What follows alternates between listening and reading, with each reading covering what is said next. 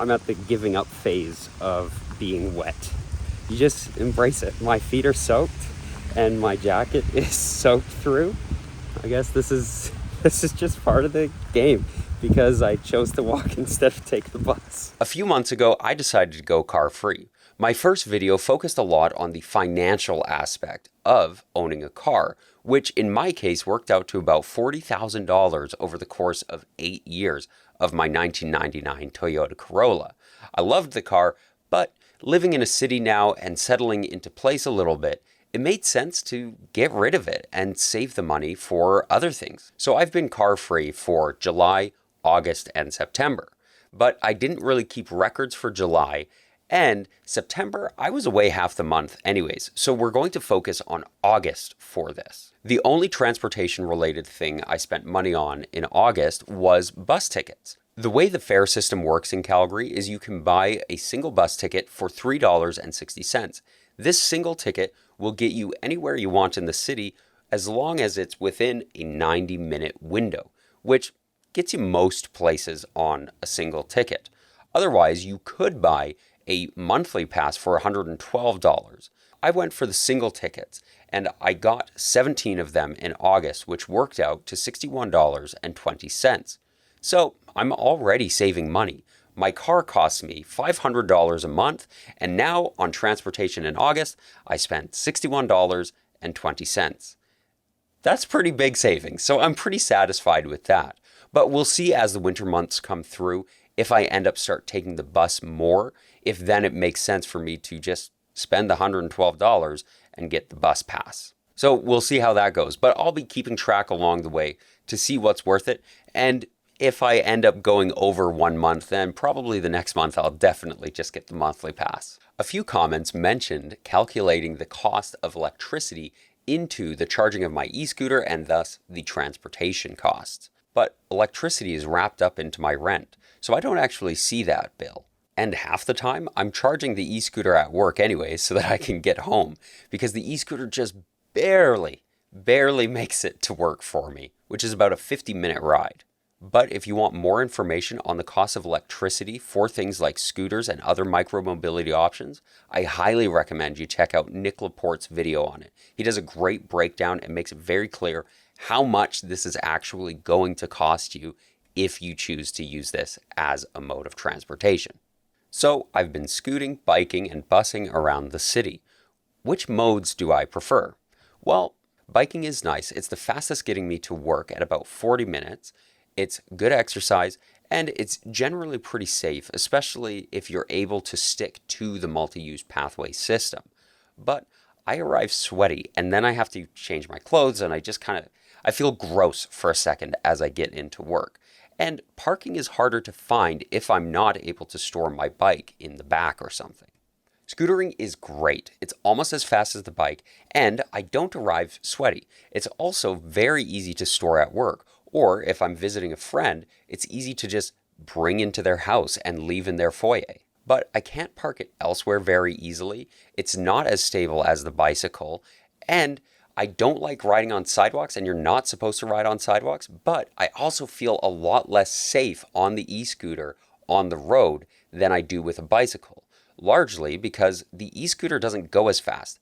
And again, it's not as stable. The wheels are this big. Another issue is the battery doesn't last as long. If I'm going out with my e-scooter, I know I'm only going this far and then back home, or this far and can charge it and then back home.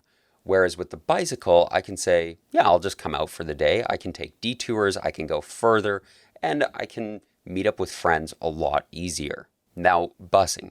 Busing is very convenient, especially because I live right near a rapid transit stop. That works really well for me. But the transfers can take a hot second, and it's a little bit frustrating having to work on somebody else's schedule. That's why I would say cycling is my preferred method. But riding sweaty is not fun. Now that the weather is cooling down, I'm a little bit more inclined to bike because I come and go as I please. But in the hotter months, and I imagine in the cooler months too, I'll definitely be preferring transit despite the waiting. I think my ideal mode would be an e-bike. They're a little bit cost prohibitive, so I'm currently saving one and will probably get one next year, so I'll keep you posted on how that goes. But it combines the not having to wait for things of the bicycle, as well as the speed of the bicycle and the stability of the bicycle, all the things I love about bikes, along with the not having to be sweaty of the e-scooter. So that sounds pretty nice. If you're interested, Tom from Shifter has actually just made some shorts in the past couple weeks about e-bikes and how actually great they are, even for exercise.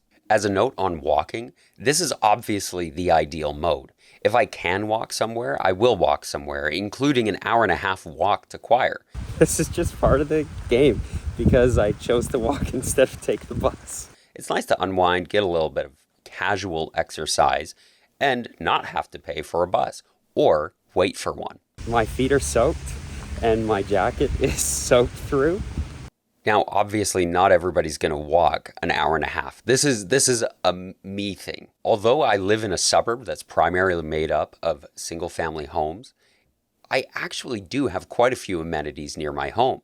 My grocery store, pharmacy, and restaurants are about a 10-minute walk away, along with a leisure center. The rapid transit network isn't far, and during the summer when I was doing landscaping, the primary location where I'd be working was actually just a 10-minute walk away, which made it super easy to get around. My first video on getting rid of my car got a lot of exposure, and that came with a lot of comments.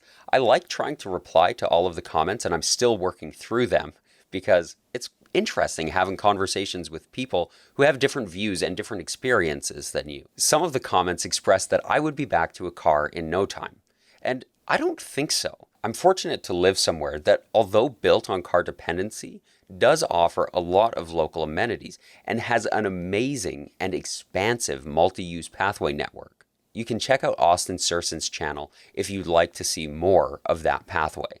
And our transit is okay and getting better. I'm pretty optimistic about the future of Calgary transit, and I think I'll make a video as to why I have that optimism. Now, single detached homes certainly reign supreme in Calgary, but most communities do actually have some sort of mix, not to mention how much money I'm saving. August alone, I saved over $400 just by not having a car. So I don't think I'll be going back anytime soon. It's not worth it for me. And I'll reiterate this, for me. It's not worth it for me. A lot of people in the comments of the last video had some sort of idea in their head that I was coming for their car, that I was going to show up at their house with a tow truck and take away their vehicle. But I'm not. I'm not interested in taking away your car. I'm interested in mobility freedom, specifically the kind that doesn't chain you to the most expensive type of vehicle. I think we should be able to have cars. I think we should be able to get around with cars quickly and conveniently. But I think more importantly, we should be able to walk to the things that we need to access.